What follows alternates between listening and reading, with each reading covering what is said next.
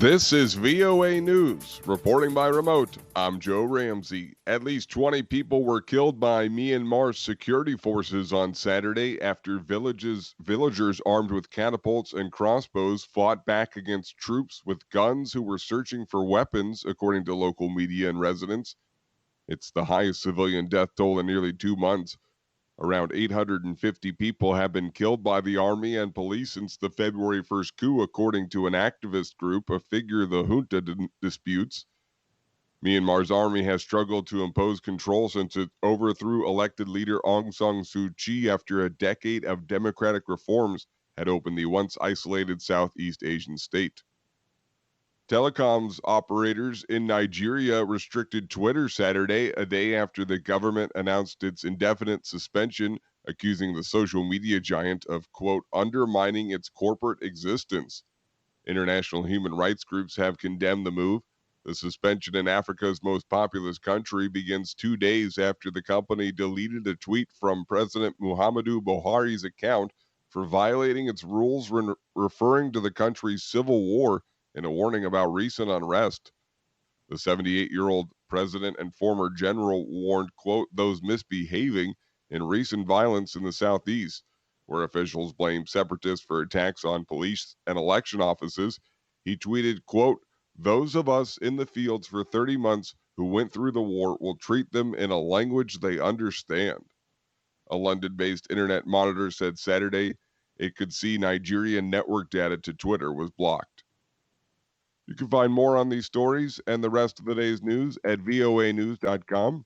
You can also follow us on the VOA mobile app. This is VOA News. Some of India's states are easing lockdown restrictions as coronavirus infections subside, with the world's second most populous nation on Saturday logging its lowest daily case count in nearly 2 months. The National Capital Territory of Delhi, the seat of India's federal government, is among those relaxing restrictions and will allow shops to open on alternate days. Shops with even numbers will open on one day, while those with odd numbers will open the next day. Private offices will also now be allowed to operate at 50% of normal staffing levels. Hong Kong activist Chow Heng-tung was released on bail Saturday, a day after she was detained on suspicion of promoting an unauthorized assembly to commemorate the 1989 Tiananmen Square crackdown on pro-democracy activists in Beijing. Police arrested the pro-democracy activist early on Friday morning. She rejects the allegations. The ban on the vigil and at least 6 arrests came amid growing concern in the pro-democracy movement and internationally about the suppression of the semi-autonomous city's traditional freedoms following last year's national security law imposed by Beijing. Friday saw authorities seal off Victoria Park, site of the world's largest Tiananmen vigils for more than 3 decades.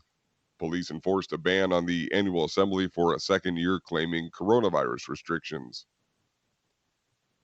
Pope Francis met with both Vatican-based Canadian cardinals on Saturday as their country reels from the discovery of the remains of 215 children at a former school for Indigenous students run by the Catholic Church. Many Canadians have called on the Pope to make a formal apology for the Catholic Church role in the schools, which operated between 1831 and 1996 and were run by a number of Christian denominations on behalf of the government. Canadian Prime Minister Justin Trudeau said on Friday the Catholic Church must take responsibility for its role in running many of the schools. The discovery last month of the remains of the children at the Kamloops Indian Residential School in British Columbia has reopened old wounds and is fueling outrage in Canada about the lack of information and accountability. The residential school system forcibly separated about 150,000 children from their homes. Many were subjected to abuse, rape, and malnutrition in what a commission in 2015 called, quote, cultural genocide. Run by the government and various Christian churches, their stated aim was to assimilate Indigenous children. Find more on these stories and the rest of the day's news at voanews.com, or you can follow Voice of America on the VOA mobile app.